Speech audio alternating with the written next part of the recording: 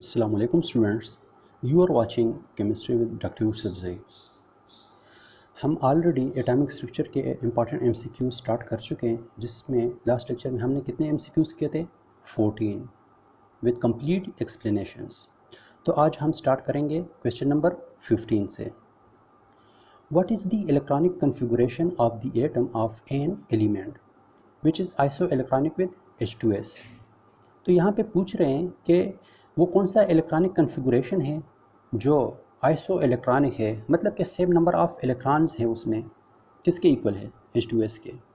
तो अगर हम यहाँ पे देख ले सल्फ़र को, तो सल्फ़र कौन से ग्रुप से बिलोंग करता है, 6th ग्रुप से, और सल्फ़र का एटॉमिक नंबर क्या है 16। तो 16 उसके पास अपने इलेक्ट्रॉन्स हो गए और 2 इलेक्ट्रॉन उसने क्या किए, हाइड्रोजन के साथ शेयर किए। तो टोटल कितने इलेक्ट्रॉन्स हो गए 18 इलेक्ट्रॉन्स। तो यहाँ पे जो इलेक्ट्रॉनिक कन्फिगरेशन दिए हुए है, आप उसमें नंबर ऑफ़ इलेक्ट्रॉन काउंट कर ले, जिसमें भी आपके पास नंबर ऑफ़ इलेक्ट्रॉन्स 18 के इक्वल हो तो वो आपका सही करेक्ट आंसर होगा। तो इसमें कौन सा ऑप्शन है, ऑप्शन नंबर डी। अगर हम इसमें इलेक्ट्रॉन्स काउंट कर ले तो ये 18 बन रहे हैं। 2 + 2 4, 4 + 6 10, 10 + 2 12, 12 + 6 18। तो यहाँ पे देख ले इसमें क्या है 18 इलेक्ट्रॉन्स। और अगर हम सिर्फ आउटर मोस्ट शेल को देख ले 3s और 3p को, तो इसमें कितने इलेक्ट्रॉन्स आ रहे हैं 8 इलेक्ट्रॉन्स। 6 इलेक्ट्रॉन्स p के हो गए और 2 इलेक्ट्रॉन s के हो गए। तो अगर इसको सम ऑफ कर ले तो टोटल कितने इलेक्ट्रॉन्स हो गए 8 इलेक्ट्रॉन्स। तो मतलब कि ये ऑक्टेट रूल को फॉलो कर रहा है। इसमें कितने इलेक्ट्रॉन्स है 8 इलेक्ट्रॉन। इसका वैलेंस शेल क्या है कंप्लीट। सही हो गया। Question number 16। The first ionisation energy in kilojoule per mole of a sequence of element of increasing proton, या उसको एटॉमिक नंबर भी कह सकते हैं, are given 548, 620, 660, 660 and 680। Where in the periodic table is this sequence of element likely to be located? तो यहाँ पे जो different ionisation energy, first ionisation energies दी हुई हैं, तो इससे आप लोगों ने ये बताना है कि ये सीक्वेंस ऑफ जो आयनाइजेशन एनर्जी है वो जो पीरियोडिक टेबल में किस ब्लॉक से बिलोंग करता है। सही हो गया, या किस एलिमेंट से बिलोंग करता है। तो यहाँ पे डिफरेंट 4 ऑप्शंस दिए हुए हैं। फर्स्ट नंबर है ग्रुप फर्स्ट, ऑप्शन बी है ग्रुप सेकंड, ऑप्शन सी है फ्रॉम लिथियम टू नाइट्रोजन, और ऑप्शन डी है फ्रॉम स्ट्रांशियम टू मोलिब्डेनम। तो अगर हम यहाँ पे देख ले आयनाइजेशन एनर्जी को देख ले, तो इस आयनाइजेशन एनर्जी क्या है, इसमें स्लाइटली डिफरेंस है, इतना ज़्यादा डिफरेंस इसमें नहीं है। तो आयनाइजेशन एनर्जी किसका इतना वो कम डिफरेंस होगा उसमें, अगर वो ट्रांजिशन मेटल से बिलोंग करता है। तो यहाँ पे ट्रांजिशन मेटल कौन से ग्रुप हैं, अगर ऑप्शंस को हम देख ले, ये भी आपके पास ट्रांजिशन एलिमेंट्स नहीं है, ये भी ट्रांजिशन एलिमेंट नहीं है, और ये भी ट्रांजिशन एलिमेंट नहीं है। तो करेक्ट आंसर आपका कौन सा होगा, ऑप्शन डी। इसलिए कि यहाँ पे जो आयनाइजेशन एनर्जी दी हुई है उसमें आपके पास स्लाइट डिफरेंस है, जिसकी वजह से हम कह सकते हैं कि ये ट्रांजिशन एलिमेंट का आयनाइजेशन एनर्जी है। सही हो गया। तो नेक्स्ट क्वेश्चन देखते हैं, question number 17। In the radioactive decay of an isotope of lead to an isotope of bismuth, a particle X is emitted. Which particle is this one? तो यहाँ पे पूछ रहे हैं कि आपके पास क्या है, एक रेडियोएक्टिव डिके है। सही हो गया। तो उसमें ये पार्टिकल इमिट हो रहा है, तो ये आपके पास कौन सा पार्टिकल है। अगर हम यहाँ पे देख ले X0 है और एक X-1 है। सही हो गया। तो X0 क्या शो कर रहा है, वो मास को शो कर रहा है, और यहाँ पे चार्ज है। सही हो गया। तो ऐसा आपके पास कौन सा पार्टिकल है जो यहाँ नीचे दिए हुए हैं। तो अगर हम देख लें, प्रोटॉन पे पॉजिटिव चार्ज होता है, न्यूट्रॉन आपके पास न्यूट्रल होता है, आयन हमें ये नहीं पता कि ये पॉजिटिव आयन है या नेगेटिव आयन है। तो इसलिए ये ऑप्शन भी, तीनों की तीन ऑप्शन क्या कर ले, निकाल ले इसमें से। तो कौन सा ऑप्शन आपके पास बचता है, इलेक्ट्रॉन वाला। इसलिए कि इलेक्ट्रॉन का मास भी बहुत ज़्यादा निग्लिजिबल है और उसका जो चार्ज है वो क्या है, माइनस है। तो इसी वजह से हम कह सकते हैं कि जो एक्स पार्टिकल है आपके पास वो कौन सा होगा, इलेक्ट्रॉन। तो चलो देखते हैं कि नेक्स्ट क्वेश्चन क्या है और उसमें क्या पूछ रहे हैं। Question number 18, which isotope of an element in the third period of the periodic table contains the same number of neutron as sulphur 1632। सही हो गया। तो इसका क्या है आपके पास, 16 एटॉमिक नंबर हो गया और 32 इसका मास नंबर हो गया। तो थर्ड पीरियड में आपके पास कौन सा ऐसा एलिमेंट है जिसमें नंबर ऑफ न्यूट्रॉन इसके इक्वल्स हैं। तो ऑप्शन देखते हैं कि ऑप्शन कौन कौन से हैं। तो थर्ड पीरियड से यहाँ पे डिफरेंट ऑप्शंस दिए हुए हैं और अभी आपने ये फाइंड आउट करना है कि वो कौन सा ऑप्शन है जिसमें नंबर ऑफ न्यूट्रॉन सल्फ़र के इक्वल है। तो फर्स्ट नंबर क्या है आपके पास, सोडियम 1123, मैग्नीशियम 1224, सिलिकॉन क्या है 1428, फास्फोरस क्या है 1531। अगर हम सल्फ़र का देख ले नंबर ऑफ़ न्यूट्रॉन के उसमें कितने नंबर ऑफ़ न्यूट्रॉन हैं तो हम इजीली फाइंड आउट कर सकते हैं इसमें से कि नंबर ऑफ़ न्यूट्रॉन इनमें से किसके इक्वल है नंबर ऑफ़ सल्फ़र के जो न्यूट्रॉन के साथ। सही हो गया। तो सल्फ़र के नंबर ऑफ़ न्यूट्रॉन्स कितने हैं आपके पास, 32 - 16, 32 मास नंबर हो गया, 16 एटॉमिक नंबर हो गया। तो हम इससे इजीली फाइंड आउट कर सकते हैं कि इसमें नंबर ऑफ़ न्यूट्रॉन्स कितने हैं। तो सल्फ़र में नंबर ऑफ़ न्यूट्रॉन्स कितने हैं 16। तो अभी अगर हम यहाँ पे मास नंबर भी दिया हुआ है और एटॉमिक नंबर भी दिया हुआ है, अगर हम इसको क्या कर ले, इसका डिफरेंस फाइंड आउट कर ले तो आपको क्या बताएगा, नंबर ऑफ़ न्यूट्रॉन्स। तो जिसका भी नंबर ऑफ़ न्यूट्रॉन्स आपके पास 16 आएगा या उसका डिफरेंस आपके पास 16 आएगा तो आपका करेक्ट आंसर होगा। तो सबको अगर माइनस कर ले तो करेक्ट आंसर आपका इसका आ रहा है। 31 से अगर 15 माइनस कर ले तो ये भी आपको क्या दे रहा है 16 न्यूट्रॉन। तो करेक्ट आंसर कौन सा है, D number. Carbon 14 is radioactive and is used by archaeologists in carbon dating. Which species has both the same number of neutrons and the same number of electrons as an atom of C14? सही हो गया। तो पहले इसके लिए आप लोगों ने क्या करना है, number of electron find out करने फॉर C14 और नंबर ऑफ़ न्यूट्रॉन फाइंड करने फॉर C14।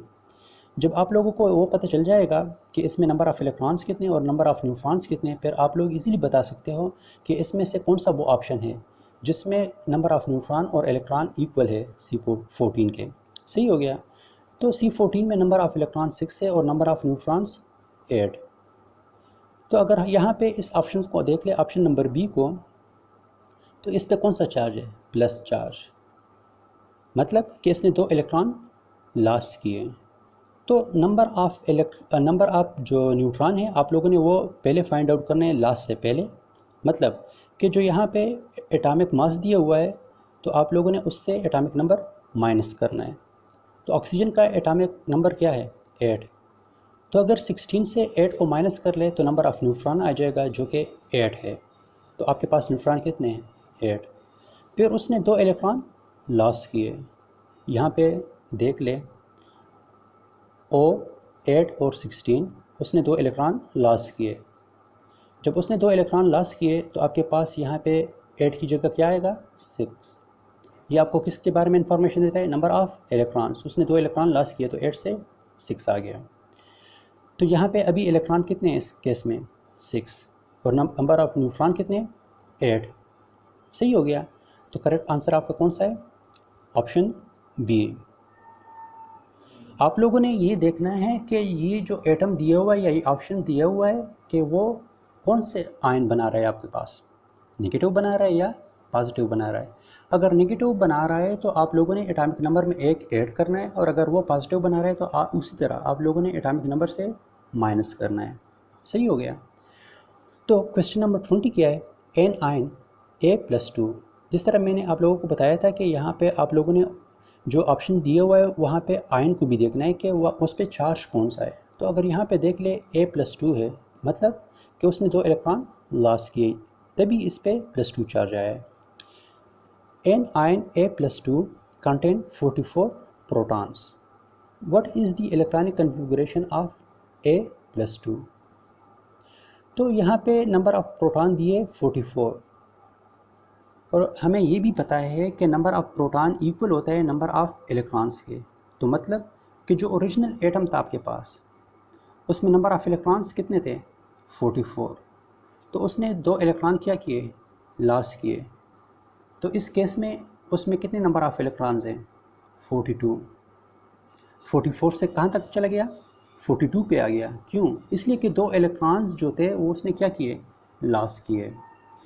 तो अभी आपने यहाँ पे जो डिफरेंट ऑप्शंस दिए हुए हैं, आप लोगों ने उसमें वो फाइंड आउट करना है कि उसमें नंबर ऑफ़ इलेक्ट्रॉन्स 42 के किसके इक्वल्स आ रहे हैं।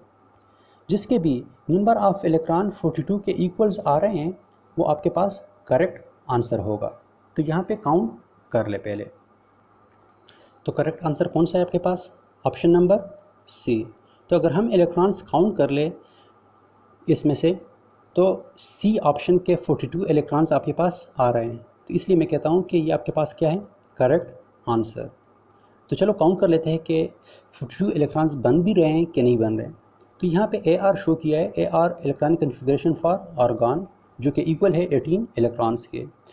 तो ए आर के आपने कितने इलेक्ट्रॉन्स काउंट करने हैं, 18 इलेक्ट्रॉन्स।